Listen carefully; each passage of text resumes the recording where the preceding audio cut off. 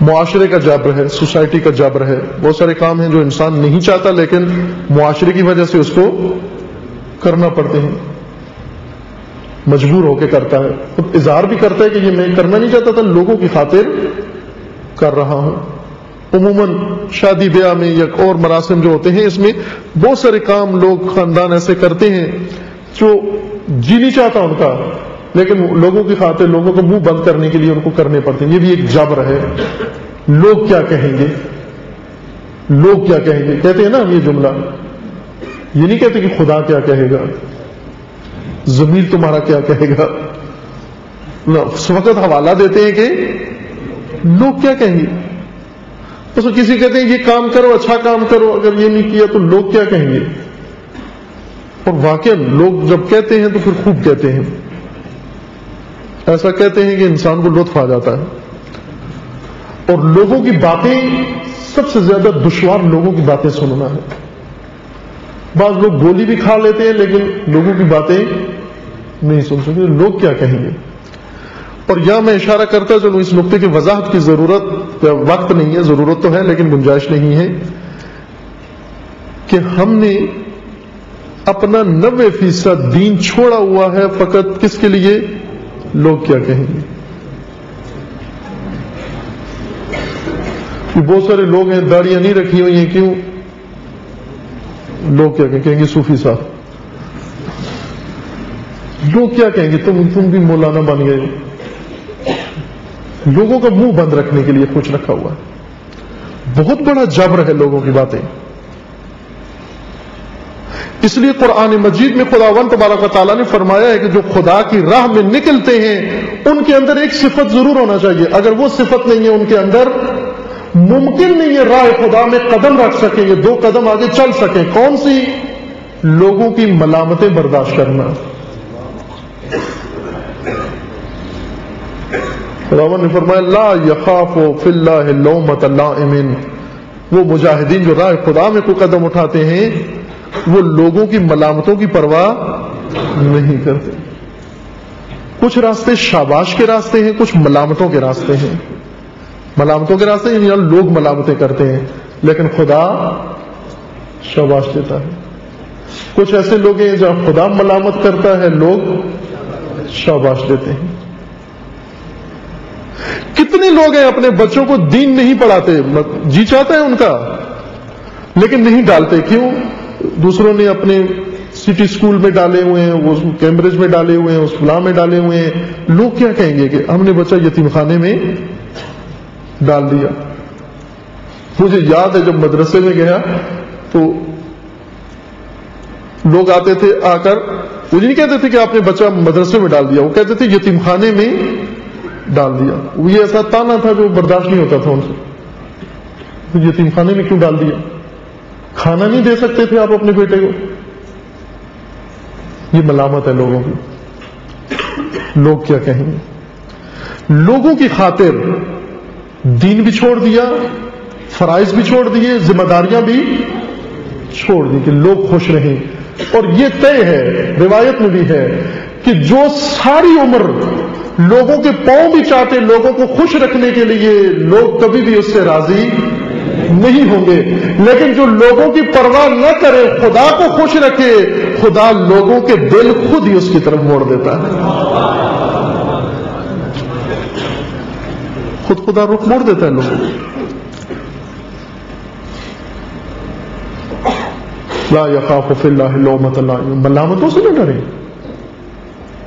خصوصاً یہ جوانوں سے عرض کر رہا ہوں، آئیں دین میں، آئیں کھل کر آئیں، شعار دے کے آئیں، نعرے کے ساتھ آئیں کہ میں دینی ہوں، میں مسلمان ہوں، میں مسلمان اسٹوڈنٹ ہوں، میں ایک فرد مسلمان ہوں. ملامت سے نہ ڈریں، میڈیا کی ملامت سے نہ ڈریں، مغرب کی ملامت سے نہ ڈریں. آپ کو ممکن ہے تنگ نظر کہیں، آپ کو بنیاد پرست کہیں، آپ کو فلاں کہیں، فلاں کہیں، وہ کہتے رہیں.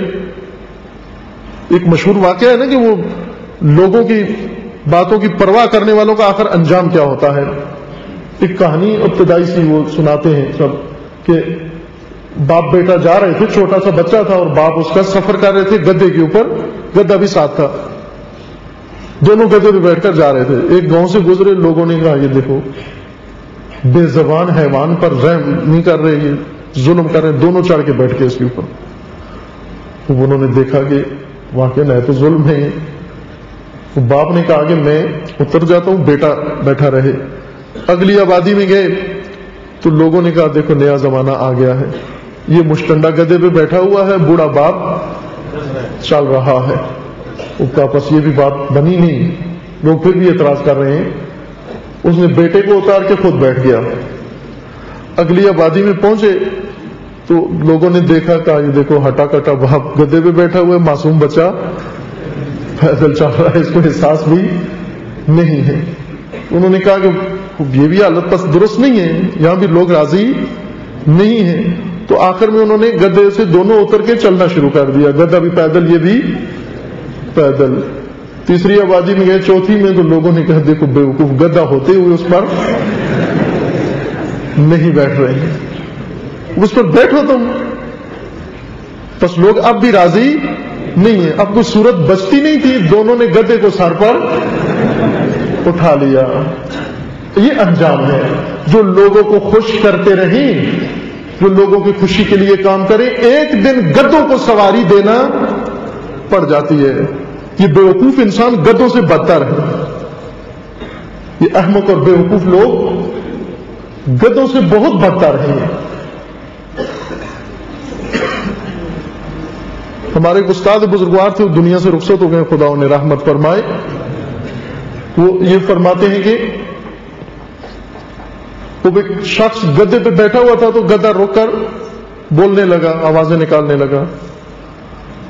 تو بس اس شاگرد نے استاد سے پوچھا کہ یہ گدھا کیا کہہ رہا ہے. اس نے کہا کہ یہ گدھا خدا سے کہہ رہا ہے کہ خدایا تو نے مجھے گدھا بنایا, میں تیری قضا پر تیری قدر پر راضی ہوں, یعنی میں راضی ہوں تو نے گدھا بنایا, لیکن یہ کیسا انصاف ہے کہ جو میری پشت پر بیٹھا ہوا ہے اس میں اور مجھ میں کیا فرق ہے, یہ تو مجھ سے بھی کیا گزرا ہے,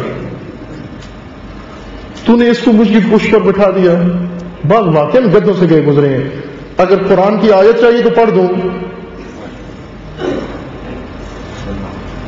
مثل الذین حملوا التوراۃ ثم لم يحملوها كمثل الحمار يحمل اسفارا بئس مثل القوم الظالمین.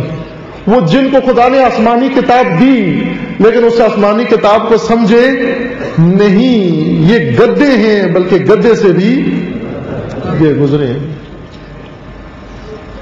تو ہیں ایسے انسان. ان گدھوں کو خوش کرنے کے لیے, ان بیوقوفوں کو خوش کرنے کے لیے ایک عقل مند انسان, ایک عقل مند جوان اپنے آپ کو دنیا بھی تباہ کرے اور اپنی آخرت بھی تباہ کرے.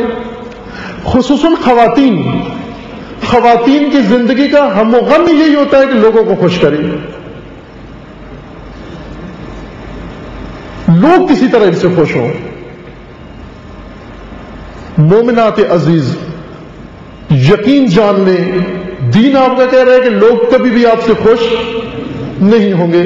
آپ جس دن سرخی لگا کے جاتی ہیں تو وہ ایک طرح کا اشکال کریں گی دوسری عورتیں, جس دن بغیر سرخی کے جائیں ایک طرح کا آپ پر اعتراض کریں گی. آپ بے حجاب ہو کر جائیں تو بھی اعتراض کریں گی, آپ جس حالت میں جائیں ان پر اعتراض کریں گی. جب لوگ راضی ہی نہیں ہوتے ہرگز, اگر ساری دنیا راضی بھی ہو جائے تو بھی کچھ نہیں ملا. اس کو راضی کرو کہ جس کی رضا سے دنیا بھی ہے اور آخرت بھی ہے تمہاری, اس کو راضی کرو. لوگوں کی خاطر زندگی بسر نہ کرو, خدمت لوگوں کی کرو اور راضی خدا کو کرو.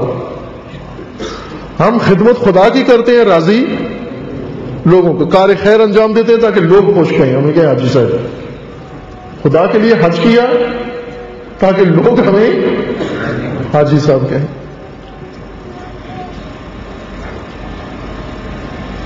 ملامت سے مت ڈریں, لا یخاف فی اللہ لومۃ لائم. لوگوں کی باتیں بہت بڑی مشکل ہے.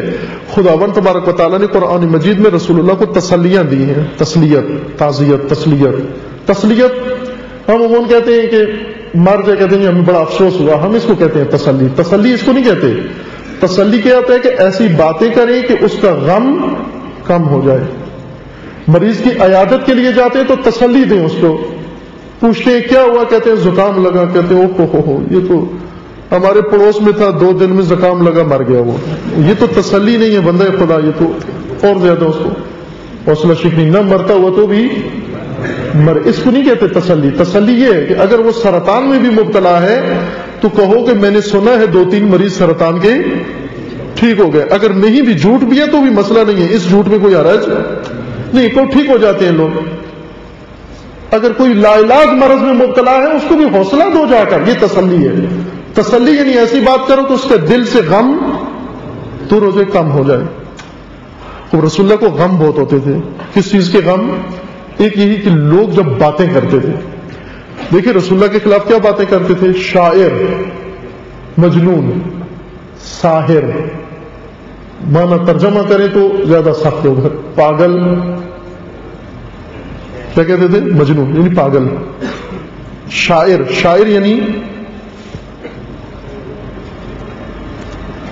خیالی تخیلات کی دنیا میں رہنے والا، حقائق کی دنیا میں نہیں. ان باتوں سے رسول اللہ کو دکھ پہنچتا تھا کہ میں ان کی ہدایت کرتا ہوں، یہ مجھے پاگل کہتے ہیں. خداوند تبارک و تعالیٰ فرماتا لا تحزن علی ما یقولون، اے میرے نبی جو کچھ لوگ کہتے ہیں اس پر پریشان مت ہو، ملامتوں سے مت ڈرو، خدا سے ڈرو. اس دن سے ڈرو کہ شاید ہم سے کوئی فریضہ وظیفہ چھوٹ نہ جائے. لوگوں کی خاطر ذمہ داریاں ترک نہ کرو. آپ ایک جبر، لوگوں کا جبر ہے، یہ لوگوں کی باتیں، یہ فضا، لوگ کیا کہیں گے، یہ جبر ہے. آپ اپنے غور کریں اپنے امور میں کہ کتنے راستے ہم نے لوگوں کی خاطر اختیار کیے ہیں، کتنے وہ کام جو نہیں کرنا چاہ رہے تھے، پسند ہی نہیں تھے، لیکن لوگوں کی خاطر کہیں کہ یہ سب مجبور تھے آپ یہاں پر. یہ جبر ہے، لوگ کیا کہیں گے.